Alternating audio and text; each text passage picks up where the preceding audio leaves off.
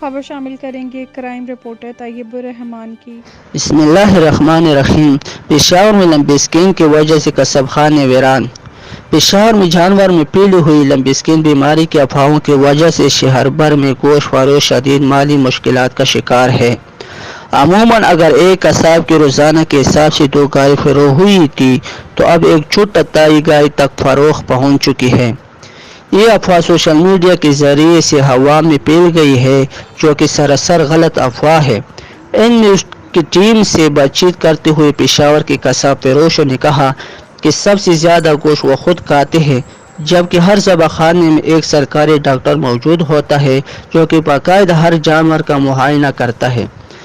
لمبی skin virus افریقہ میں پائی جانے والے ایک وائرس سے پھیلتی ہے جو کہ جانوروں کے کال میں داغ اور دبے پیدا کرتے ہیں، انسانی جسم میں نہیں پھیلتی ہے۔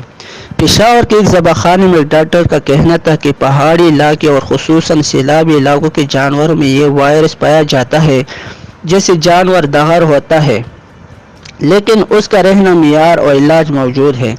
قصاب فروش نے حکومت سے مطالبہ کیا کہ اس قسم کے افواہ میں پھیلانے والے افراد کے خلاف سائبر کرائم کے ذریعے کارروائی کی جائے اور لاشٹاک کے اہلکار عوام کو ان افواہوں کے خلاف میں شعور پیدا کر دے۔ بصورت دے کر ہم حکومت کو ہر قسم کے ٹیکس دینے سے مستثنی ہوں گے۔ کیمرہ ٹیم کے ساتھ طیب الرحمان، این نیوز پشاور۔